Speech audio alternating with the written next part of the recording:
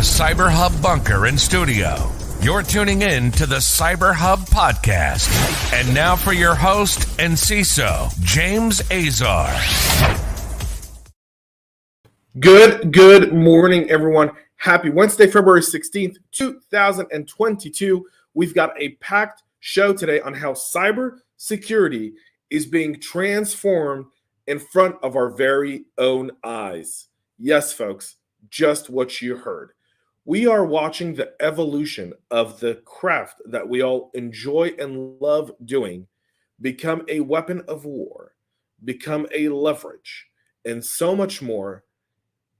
And it's not good for what we do, not only professionals, but also in our ways of mitigating risk and enhancing business continuity for our organization.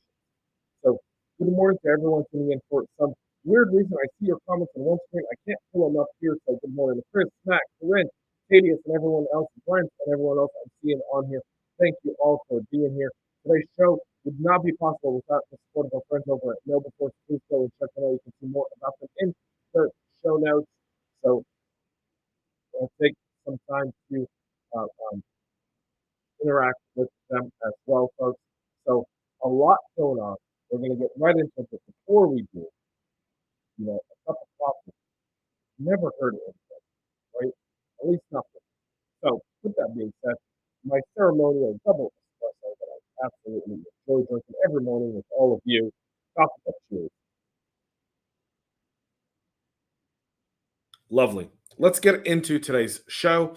We've got a lot to cover. We'll start off with our friends over at VMWare, who've now issued security patches for high-severity flaws affecting multiple products within their suite.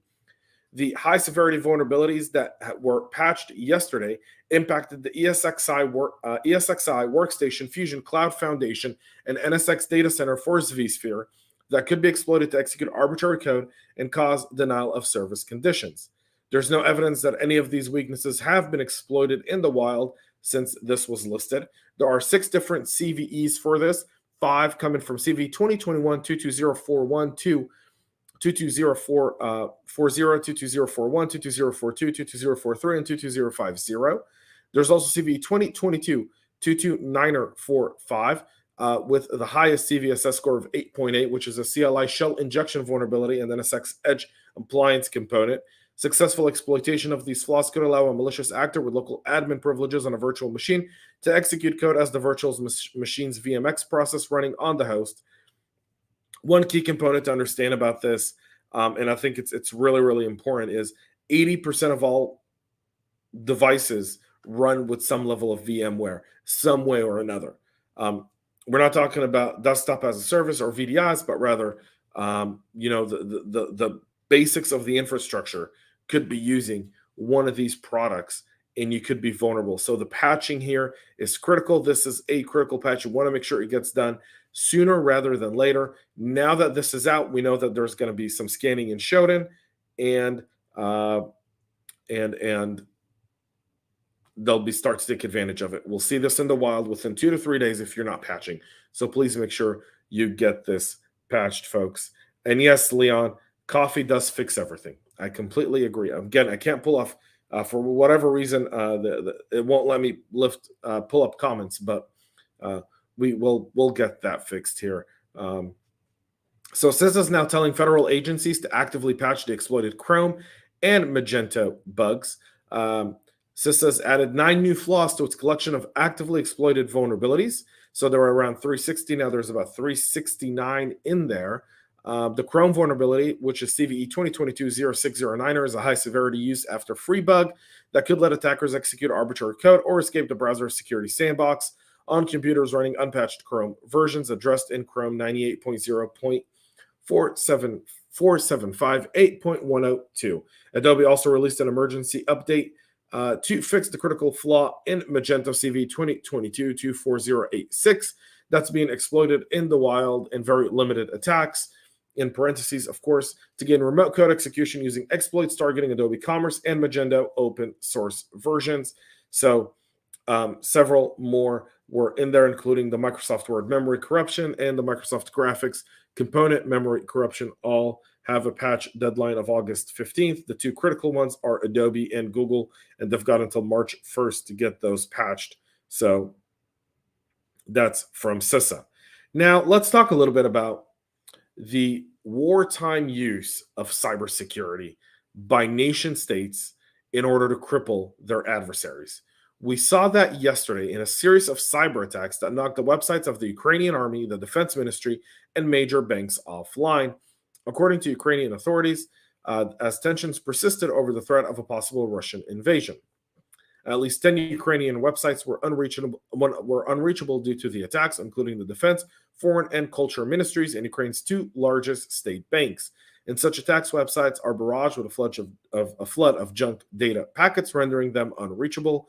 We don't have any information on other disruptive actions that could be hidden by this DDoS attack, according to Viktor Zahora, a top Ukrainian cyber defense official. Customers at Ukraine's largest state-owned bank, private bank, and the state-owned CyberBank reported problems with online payments and with the bank's apps. Among the attackers' targets was the hosting provider for Ukraine's army and private bank, according to Doug Midori, director of internet analysis at the network management firm Kinetic. There's no threat to depositors' funds at this time. This seems to be all psychological warfare using cybersecurity as a place there. Russia has been testing their cyber capabilities on the Ukraine for years now, knocking down their electricity on Christmas Eve, just in 2014, and so much more. So it's significant. Ukraine's officials are now in discussion over, 2015 and 16 were the Ukraine power grid attacks that were attributed to Russia. Russia continues to use cyber as a pre-war kind of method on the Ukraine. They're also trying to reduce confidence in the Ukrainian government. The overall goal, ideally, for Putin here is to not invade the Ukraine. Russia can't finance this war. They don't have the money. Their economy is super small. They're not a powerhouse. But his goal here could be to overthrow the current government in Kiev and replace it with a more pro-Russia group coming out there. So, yeah, get that. Well, we've got a YouTube comment, so I'll pull those up. Watching from the Philippines. Thank you, man. Appreciate you tuning in. We'll continue with how China continues to link cyber to everything else they do. ShadowPad malware attacks are now linked to the Chinese ministry and PLA. Security researchers have detailed the inner workings of ShadowPad, a sophisticated and modular backdoor that's been adopted by a growing number of Chinese threat groups in recent years, and we're also linking to the country's civilian and military intelligence agencies. ShadowPad is decrypted in memory using a custom decryption algorithm. ShadowPad extracts information about the host, execute commands, interacts with the file system and registry, and deploys new modules to extend functionality. ShadowPad is a modular malware platform. It shares noticeable overlaps with the Plug X malware, which has been put to use in high-profile attacks against NetSarang, CC Cleaner, and ASUS, causing the operators to shift tactics and update their defensive measures. While the initial campaigns that delivered ShadowPad were attributed to a threat cluster tracked as Bronze Atlas, aka Burium, Chinese nationals working for a networking security company named Chengdao 404. It has since been used by multiple Chinese threat groups post 2019. In a detailed overview of the malware in August of 2021, Sentinel-1 dubbed ShadowPad a masterpiece of privately sold malware in Chinese espionage. And now we're seeing this only get enhanced, and China continues their illicit activities globally through cybersecurity. So something to keep our eyes on. And finally, the EU privacy watchdog wants Pegasus spyware banned.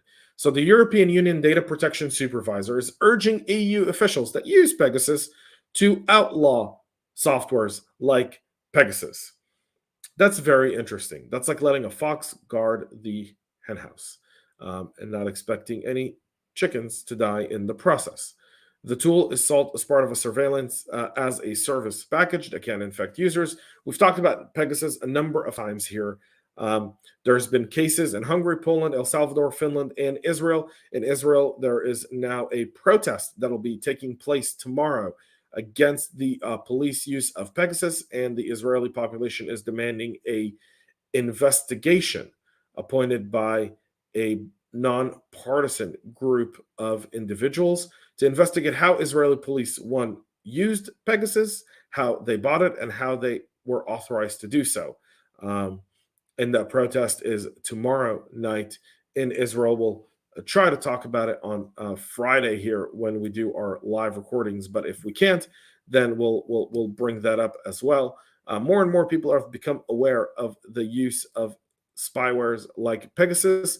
There's dozens others. Sorry, not hundreds, but dozens others. So you need to be able to stop them all before you just outlaw one. So the argument has always been national security. However, the question is, who should supervise it, and how do we gain oversight? One of the biggest mistakes of 9/11 was having CISA. CISA is abused continuously in order to spy on Americans. There's no need to have any proof or evidence, just a suspicion in order to take over devices. And so that's the legal way of doing it. And we don't know how that works. So how do we get oversight over FISA courts? That's a big question in a situation like this. The Europeans trying to tackle this is going to be very interesting. I don't see this getting any sort of momentum in the EU, but we'll see. That's it for our show today. Cyber continues to be weaponized. It's something we've got to keep our eyes on. It changes the way we operate as practitioners, and it lets us know that something significant that we're doing can just be taken away in a heartbeat moment by a very well-armed and well-planned adversary like a nation state like Russia, China, Iran, or North Korea. That's it for the show here today, folks. We'll be back tomorrow to wrap up this awesome week. Until then, have a great rest of your day and stay cyber safe. We love feedback, so make sure to connect with us on social media and subscribe to our podcast on your favorite podcast listening platform.